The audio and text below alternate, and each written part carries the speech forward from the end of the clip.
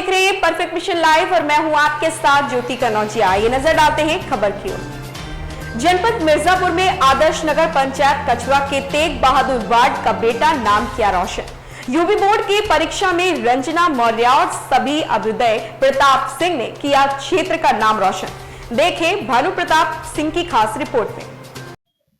आज जनपद मिर्जापुर के महामलपुर ग्राम सभा में नागेंद्र इंटरमीडिएट कॉलेज के उन छात्रों से आपको रूबरू और उनसे मुलाकात कराते हैं जो छात्र अपने कॉलेज का, अपने माता पिता का और अपने क्षेत्र का नाम रोशन करने में अहम भूमिका निभाए हैं। मैं इन लोगों से इनका पूरा परिचय जानूंगा और ये जानने का प्रयास करूंगा कि इतने क्रमांक पाने के बाद इनको क्या महसूस हो रहा है और सबसे बड़ी भूमिका किसकी रही इतना जो है सफलता प्राप्त करने में। जी, अपना पूरा नाम। मेरा नाम रंजना मौर्य है और मेरी माता का नाम श्री मतिशीला देवी है और मेरे पिता का नाम श्री सतीश चंद्र मौर्य है। अंजना जी कौन से?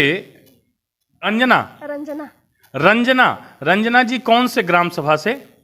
कनकसरा कछवा मिर्जापुर। कनकसरा से। इतने क्रमांक जो आप ला पाए हैं, पहले तो दर्शकों को अपने क्रमांक के बारे में बताइए कि किस क्लास में कितना क्रमांक आप लगातार लाती रही हैं और इस बार आज आपका रिजल्ट क्या आया है? आज हम क्लास 12th में पढ़ते हैं और मेरा 12th में 92.8% आया है और मेरा 10th में हम लोग का उस टाइम कोरोना का टाइम था, उस टाइम पर हम लोग को नंबर ऐसे मिल गया था। उस टाइम पर मेरा 83% आया था। 83%। yes. इस समय जो है 2.8 लाने का आप पूरा प्रयास किया। इसमें सबसे बड़ा योगदान किसको देना चाहेंगी? परिवार, माता पिता का या उन सर का जो आपको लगातार 8 घंटे, 9 घंटे, 10 घंटे जहाँ पे आपने पढ़ाई किया है, वो जो है कुछ बताएं दर्शकों के लिए। इसमें सबसे बड़ा योगदान तो हमारे टीचर का है, वो हमें बहुत अच्छे से पढ़ाए। उसके बाद हमारे माता पिता का भी है और उसके बाद हमने सेल्फ स्टडी किया, वो भी बहुत ही इम्पोर्टेंट होता है। और उन बच्चों के लिए क्या संदेश रहेगा आपकी तरफ से जिनका नंबर कम आ पाया है, उनके लिए क्या कहेंगी आप? उनके लिए तो यही कहेंगे कि मेहनत कीजिए, आपका भी अच्छा आएगा। मतलब कि अब आ गया है।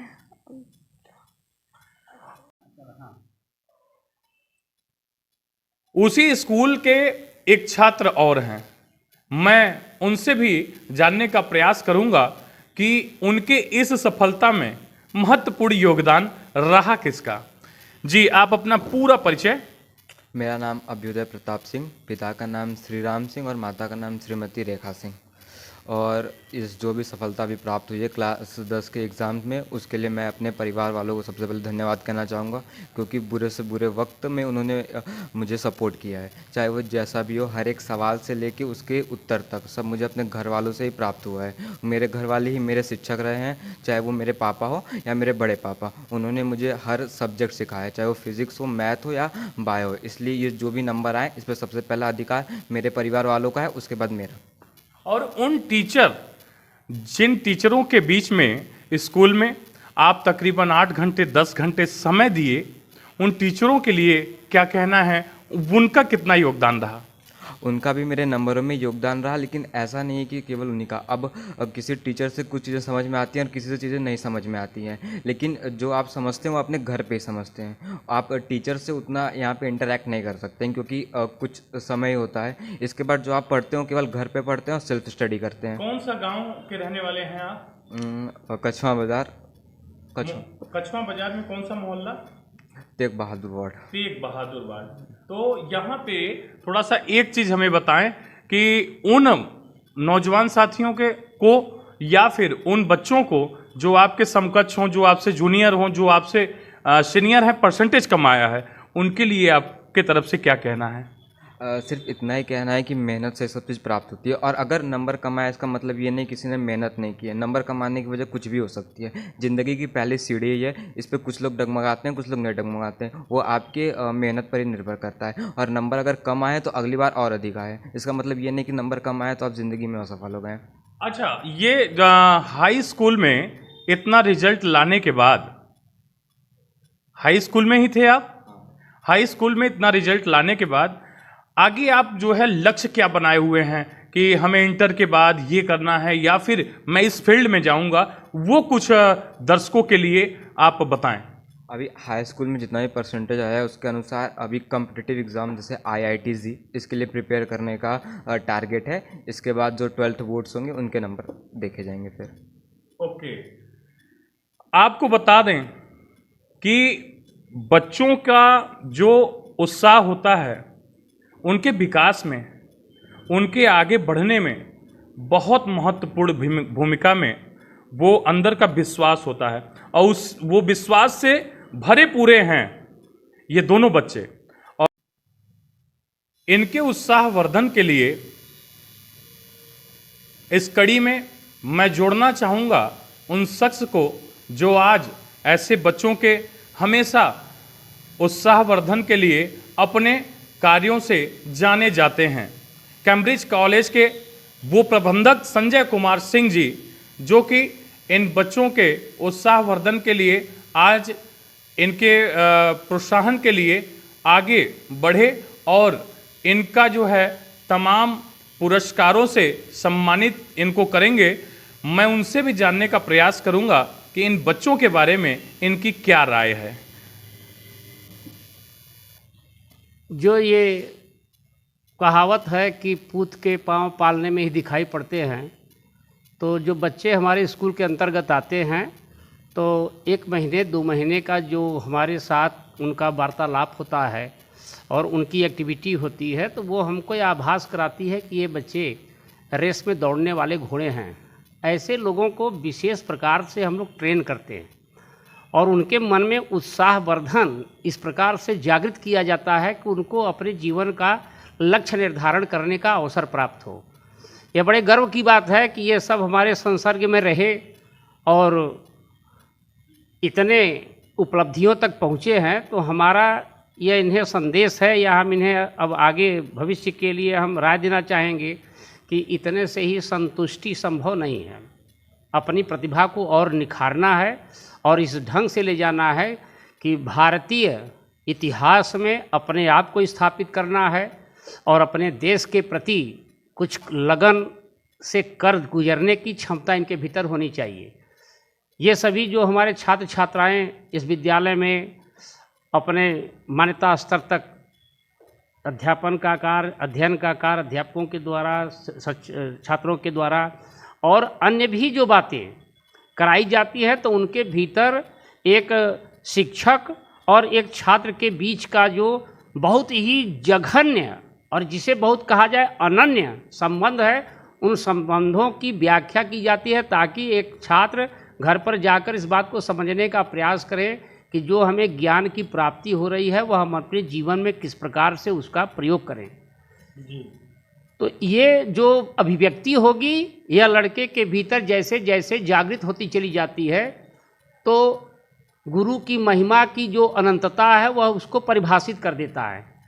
अब ये सब बच्चे अगर भविष्य में कुछ बनने का प्रयास करेंगे, इनके भीतर ये जागृति, ये कहा जाए कि चिंगारी इनके भीतर फूटी हुई है, अब इसे ज्वाला बनने की देरी। अच्छा सर, मैं ये कह रहा हूँ कि जैसे आज आपने कहा कि वो चिंगारी इन बच्चों में लग चुकी है, वो दीपक इनके अंदर जल चुका है, तो लगातार ये दीपक जलता ही रहे, इसके लिए इन बच्चों को क्या संदेश देना चाहेंगे और किस तरीके से अपने आप को इसी तरीके से बरकरार रखें, इस दीपक को एक बड़े जो है लोहार भाटा में तैयार करें, ये कैसे जो है संभव होगा इन बच्चों के लिए? देखिए, कॉलेज, इंटरमीडिएट कॉलेज के स्तर से निकलने के बाद लड़कों के भीतर थोड़ा सा जो क्षेत्र होता है वह विकसित हो जाता है जी। तो जो लड़के उस विकसित क्षेत्र की आबहवा को, उसकी सराउंडिंग को समझ पाते हैं, वे अपने आप को इतना स्ट्रेंथेंड करते हैं कि वे उस पूरे सराउंडिंग्स में दौड़ सकें। तो उस समय जो इंटरमीडिएट तक की मानसिकताएं भरी हुई हैं वह पूरा खुलकर इनका सपोर्ट करती हैं, और जैसे ही वे अपनी प्रतिभा का और सहयोगियों के उत्साहवर्धन को लेकर बढ़ते हैं तो टारगेट सामने दिखाई पड़ता है। मतलब उनको टारगेट प्राप्त करना इतना आसान लगता है कि जो हम सोच रहे थे जटिलता है, उतना जटिलता होती नहीं, क्योंकि हम 24-25 साल से हम शिक्षा के क्षेत्र में हैं। लेकिन हर साल हमारे लड़के जो हैं जिनके भीतर इस प्रकार की प्रतिभा हमें परिलक्षित होती है, आज वे मुकाम पर हैं, उसमें किसी भी प्रकार का प्रतिबंध, आरक्षण का प्रतिबंध हो, आर्थिक दबाव का प्रतिबंध, कोई भी दबाव उनके मार्ग में अवरोध उत्पन्न नहीं कर सका। हम हर साल लड़कों का सपोर्ट करते हैं। जो लड़के बाहर निकलते हैं उनको किसी भी प्रकार की हेल्प यहाँ से निकलने के बाद भी अगर चाहिए तो मैं सदैव तत्पर रहता हूँ, क्योंकि अच्छा, एक हमने जो है तो लगातार कई दिनों से देख रहा हूँ कि सोशल मीडिया पे आपके कैम्ब्रिज कॉलेज के द्वारा जो है फीस को लेकर कुछ मुहिम चलाई गई है, वो क्या है, मैं ये जानने का प्रयास करूँगा। नहीं, देखिए, हम लोग बहुत छोटे स्तर के विद्यालय के प्रबंधक हैं। हम लोगों का फीस स्ट्रक्चर बहुत नॉमिनल है। LKG UKG का नॉमिनल फीस 150 रुपये, रजिस्ट्रेशन के बाद जो शिक्षण शुल्क है 150 रुपये है। 5, 6, 7, 8 का शिक्षण शुल्क नॉमिनल 250 है। इसके बाद जो कोचिंग में बच्चे आते हैं 350 में हम लोग 6 विषय की उन्हें पढ़ाई देते हैं। और किताब की हमारे पास कोई रिस्ट्रिक्शन नहीं है। किसी भी राइटर की किताब हो, केवल बुक अवेलेबल हो, पुरानी हो नई हो, इस पर कोई प्रतिबंध नहीं। ड्रेस पर भी यहाँ प्रतिबंध नहीं है। किसी विद्यालय का ड्रेस हो वो लड़का पहन कर आ सकता है, बस केवल एक छात्र लगना चाहिए। हम लोग जीन्स टी शर्ट का विरोध कर रहे हैं, वो अश्लीलता का प्रतीक है, वो किसी स्टूडेंट की प्रतिभा को निखारता नहीं। लेकिन जिसके पास किसी भी स्कूल का ड्रेस है वह पहन कर आए, केवल उसे छात्र लगना चाहिए। उससे उसकी एक डिग्निटी होती है, उसके भीतर डेवलपमेंट होता है। और जैसा कि बता दें कि पहनावे उढ़ावे से भी आदमी के आचार विचार को बहुत अच्छी तरीके से समझा जा सकता है। उसी क्रम में जो है मास्टर साहब ने बताया भी कि जींस पैंट और टी शर्ट पहनना कोई गुनाह नहीं है, लेकिन क्या वो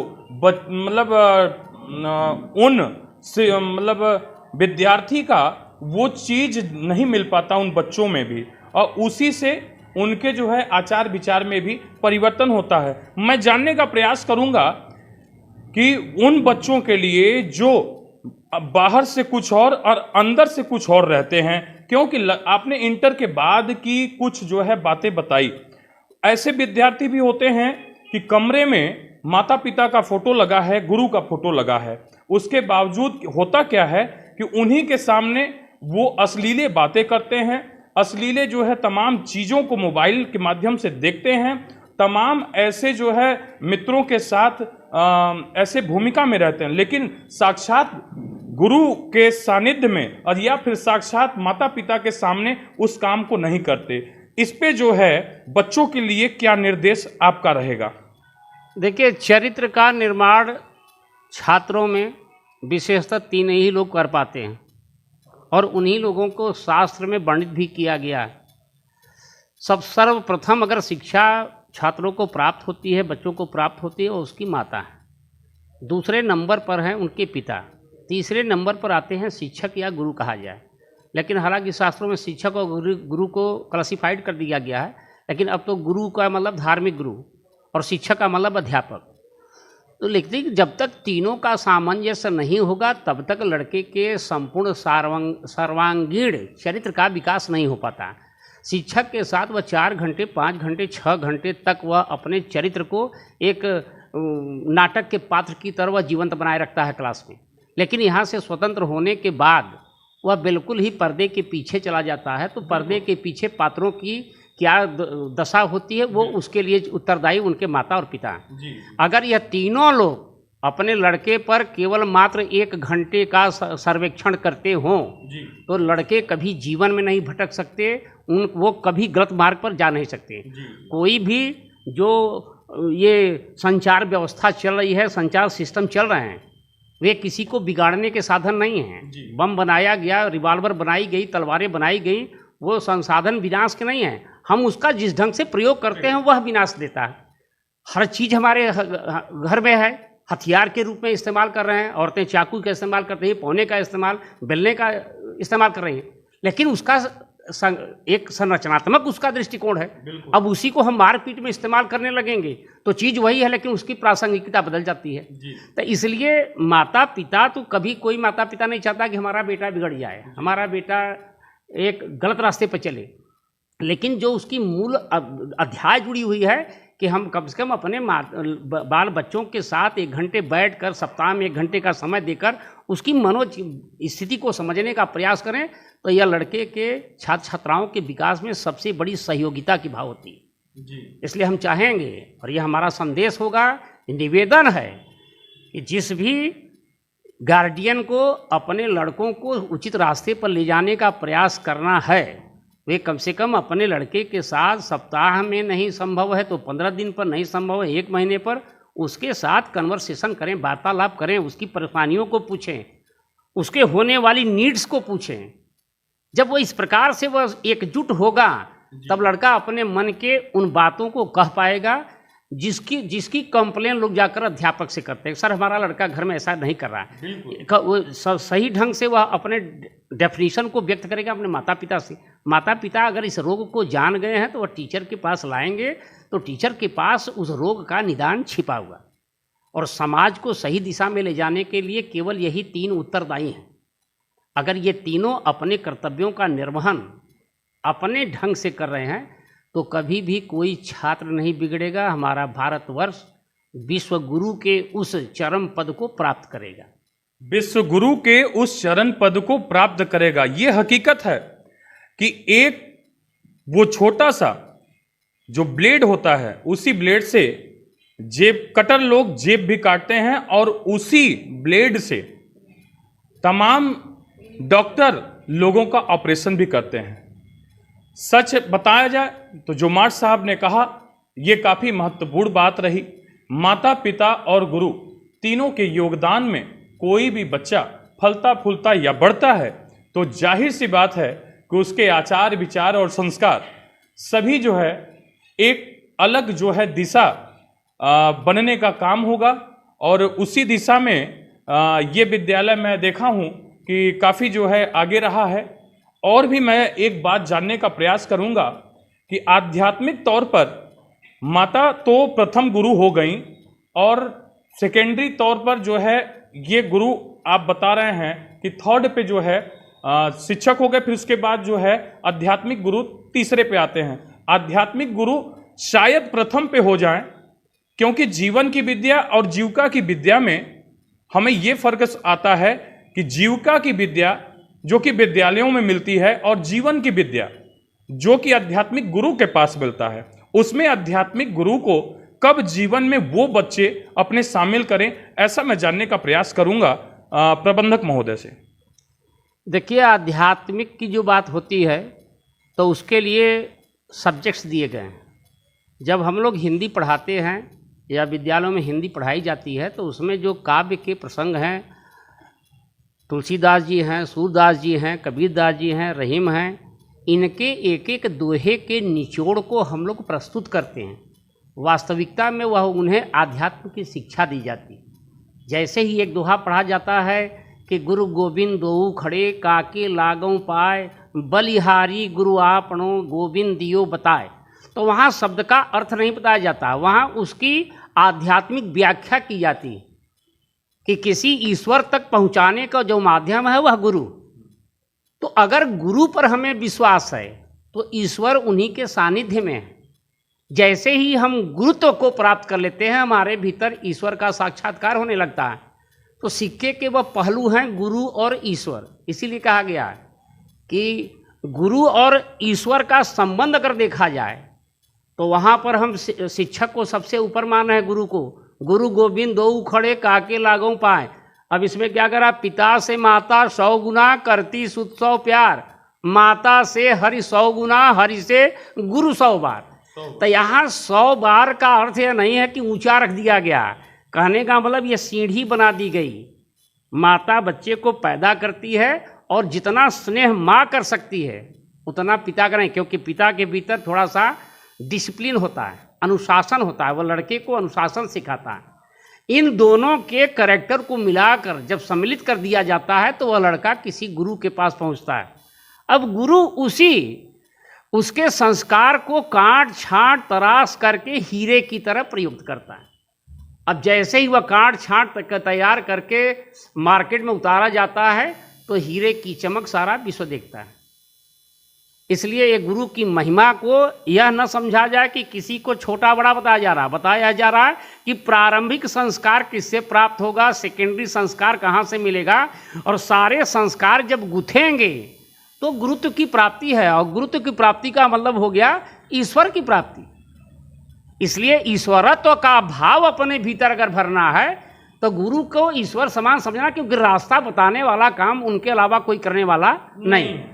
जैसा कि मैं बता दूं, आज इन बच्चों के साथ बहुत अच्छा यहाँ के प्रबंधक महोदय संजय कुमार सिंह जी से भी बात हुई, और शिक्षा के साथ साथ कुछ आध्यात्मिक बातों पर भी चर्चा हो पाई, जैसा कि आप लोग सुने और देखे। आप बने रहिए परफेक्ट मिशन लाइव के साथ। आप देख रहे हैं भानु प्रताप सिंह की खास रिपोर्ट। इस खबर में फिलहाल इतना ही, बने रहे हमारे साथ।